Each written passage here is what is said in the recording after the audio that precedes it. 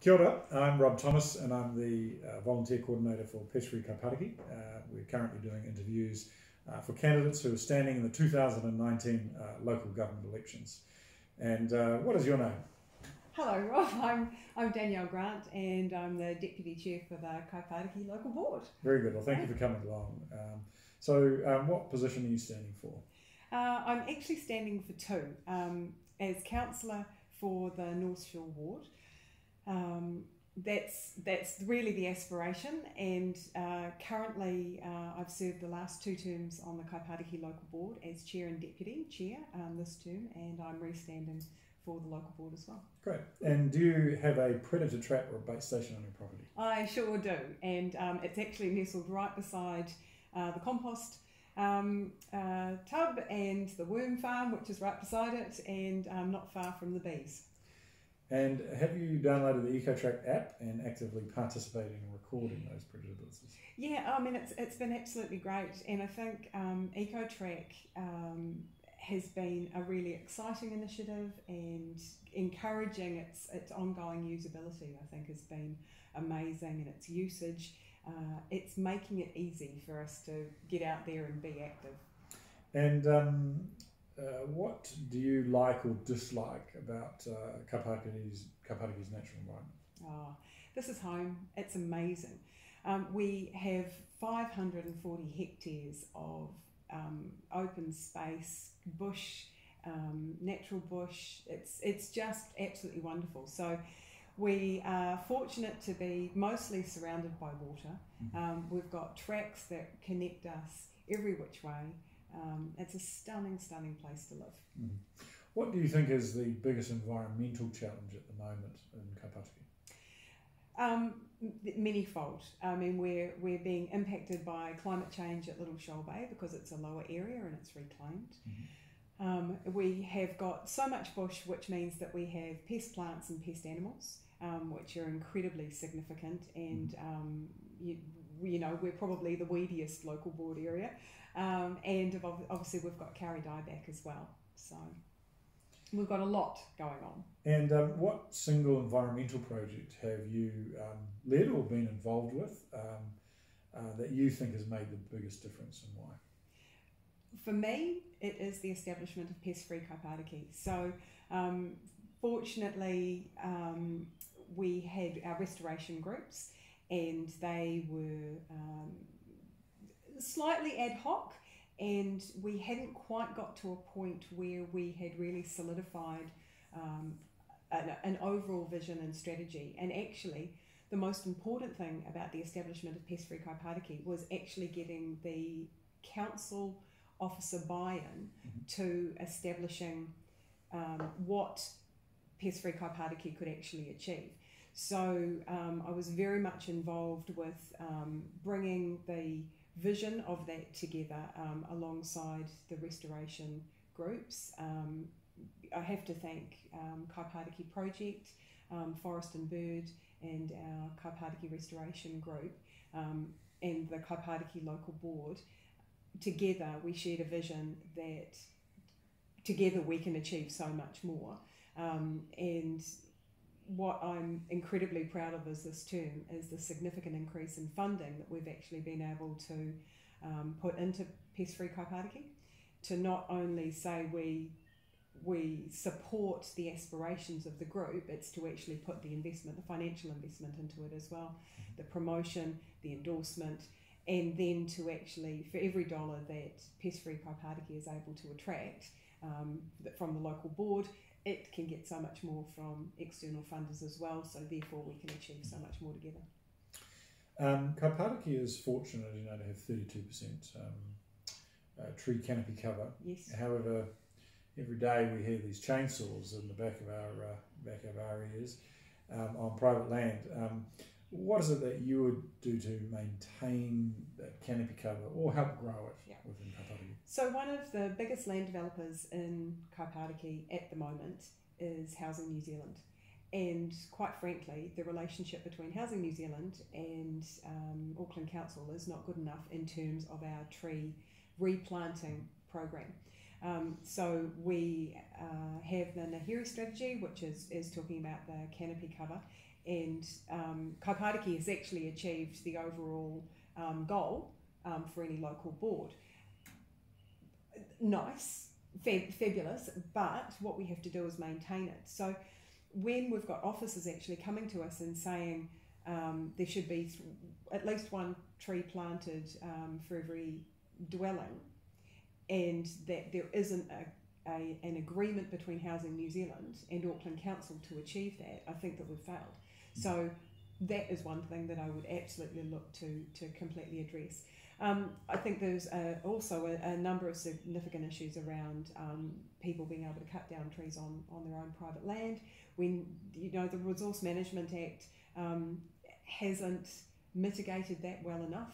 So I think that there needs to be some change in the legislation there. As you know, Pest Kaipatiki is a community-led initiative, and with the vision to make Kaipatiki pest-free by 2026. Yes. And this will require significant coordination and resources to remove pest plants, yes. and, as you mentioned, and predators, yes. and prevent the further spread of a disease like Kauri dieback. Yep. So if you're elected this term, what are the top 3 tangible actions that you'd like to do to support those 30 plus volunteer groups working in reserves, schools, local street coordinators achieve that vision? Yep, absolutely. It's funding, and it's guaranteed funding. So it's as we establish our local board plan, which is the main document for the local board, our relationship with all of our community groups is absolutely essential. So we get into that planning. That then allows us to go to the governing body to actually fight for more funding to support the local board's vision, which is the full buy-in of the community. So it's absolutely about the money. It's also about the us hearing what our community groups are saying to us, our restoration groups are saying to us, working alongside, constantly endorsing, supporting, advocating for their aspirations. For me, in terms of schools, I've put the challenge out to all of our community groups to say that we have 23 schools in Kaipatiki, and for every child to be able to have the opportunity while they're at school to interact with the activities that we're actually already running is a real aspiration, and I know that Pest Free Kaipatiki have taken on that challenge, as have many of our other groups. If you're at primary school for 6 years, during that 6-year period you should be able to have that kind of interaction.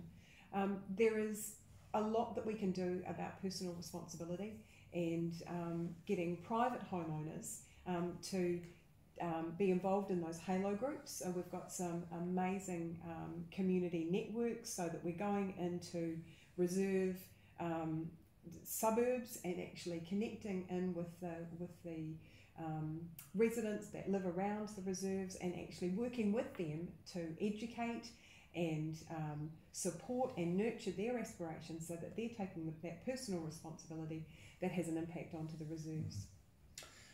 Both, as you know, that both volunteers and council contractors work to do ecological restoration works. What are your current thoughts on how they coordinate that delivery, and what, if any, would you look to change in the future? It's been a long struggle at times to make sure that our volunteers, who are incredibly important and very passionate, have the support that they need to do the work that they're doing, because we have to acknowledge that they're volunteers. You know, they're giving their time, so making sure that it's used effectively and on the types of projects that they're passionate about is really important, and making sure that the council contractors know that if there's new plants go in, that they're not sprayed or they're not removed or mowed or whatever, and that the planting cycles are actually achieved, and that we're making sure that if they need the plants, that we've got those ready to sort of come in. So it's very much about communication, and it's also about accountability. So we've been pushing to say that when the contractors are going into the reserves, it's so essential that the volunteers actually know what they're doing, so that it's this coordination between the two. The more that we can do to strengthen that coordination and have a respectful, open, and the communication channels are clearly established, it means that we're not wasting the contractors' time, and we're certainly not wasting our volunteers' time. Now we're down to our final 3 questions. These are the big questions of the night. Auckland Council recently adopted the draft Regional Pest Management Plan. However, many of the residents here in Kaipatiki have mentioned that they don't believe it's sufficiently got enough teeth, Yes. Especially to enforce any private property owners from removing pest plants. We know that seeds from many of these pest plants can travel more than the 500 metres within the buffer zone and into our significant ecological areas. So do you agree or disagree with this, that there's sufficient enforcement rules on private property? Do you agree with the 500 metre buffer zone? And what would you do, if anything, to address these issues? The 500 metre buffer zone, it's an arbitrary number because when you live in Kaipatiki, you're so close to the bush. So that means that so many of our homes are connected.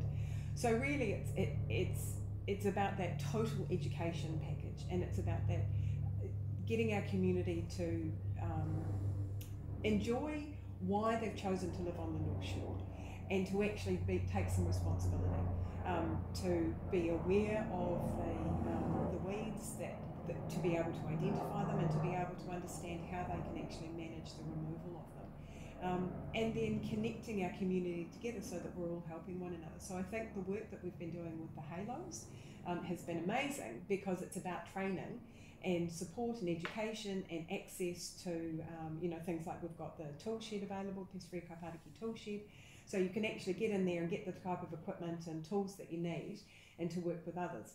So in terms of enforcement, Auckland Council does not have enough enforcement anywhere. I mean, I think when we look at so many of our other bylaws, whether it be freedom camping or dogs or anything else, we just constantly struggle with enforcement. So think more about the education that we can do with our community means that we understand more, we can do a little bit more, and we can actually help our neighbours as well. That's the other thing. I mean, not everybody is able to do the really heavy work, but actually, looking out for our neighbours is so important. That's a great message. So kauri trees are familiar and beloved, obviously, within Kaipatiki. However, as everyone knows, they're under threat now by kauri dieback. Some people have asserted that the only way to really protect trees from kauri dieback is to keep all people and animals out of reserves. Now, what is your opinion on this, and what would you do to try and protect the kauri? So Kaipatiki took a really early stance, and as soon as we were made aware of kauri dieback, which was very much led by the team of Pest Free Kaipatiki. They came, they presented, you've all shared this absolute vision to say, hey, there's an issue here. And the Kaipatiki local board, we listened and we took notice, and we preemptively shut many of our tracks. And then we have continued to strive to get them open. And we are seeing a strong work program coming through the next few years of those tracks being reopened, and it is so important that we divert away from kauri, that we come up with the walking connections, ideally, that take us from community to schools to town centres, but that we can divert away from the kauri while we can still look at it and appreciate it from a distance. We have to be doing more work on what are the best track standards, and I think there's still that's a moving feast at the moment. What is the best standard? And I think every time we've got the officers coming, we're constantly asking those sorts of questions, and it has to be about putting in cleaning stations and making sure that we've got as many of those as possible. And then again, it's what's best practice. We know that you can't stand there on one foot and wobble around. You've really got to make it so that it's easier to clean, to be able to use the sprays, and that it has to be undercover as well. So there's a lot of work that we're doing. We're also establishing a number of tracks that are away from kauri, so non-kauri tracks, if you like, to give our community the alternatives, because our community want to get out and want to be active, and I think we're trying to be really mindful of that. We're establishing dog parks in non-Kauri areas. So we're really trying to facilitate as much protection by the closures and activation by establishing upgraded tracks in alternative locations. Great. Now we have our final question of the night, and it's a really easy one. What is it? Is there anything else you'd like to tell us in terms of other environmental sort of manifesto issues that you've got that you'd like to see for the community? Absolutely. We're doing a great deal of work in pollution prevention. So the local board has actually funded quite a strong project in the Wairau area, which is light industrial, to actually go in and work with businesses to say that are you aware of the chemical or hazardous risks in your business, panel beaters, there's all sorts of different companies, and to actually work with them with a strategy to fix a truck backing into something and it going down the stormwater, because that immediately will go through to the Milford estuary, the Wairau estuary area. That needs more funding. That's been funded by the local board. That needs to be picked up by Watercare. Water quality is a significant issue. I mean, we've got high E. coli levels in many of our streams, and a lot of that is the cross-contamination from stormwater and wastewater on private property, and we need to work with our community to understand that and to look to mitigate that and fix it over time. Definitely more about our schools and really putting that challenge out there about environmental education into all of our schools, and that needs more funding. It doesn't have the funding that it needs right now, so it certainly needs more. We need to continue to upgrade our tracks. Absolute priority. Let's get these open as quickly as possible. We have to be able to fund our volunteers with all of the support that they need. It's the tools, it's the training, it's the facilities. I personally led a great deal of work around Kaipatiki project and getting additional funding in to make the new Kaipatiki project building a sustainable building. So that's been a real passion of mine, but it's actually connecting all of our different groups so that we're not doubling up, we're enhancing and supporting one another, because Kaipatiki is a place that we all treasure, and it's home, it's beautiful, and we need to look after it. Well, thank you so much for your time, Danielle. Thank you. And appreciate you coming out here tonight to answer those questions, and all the very best with your election campaign. Thank you. Thanks.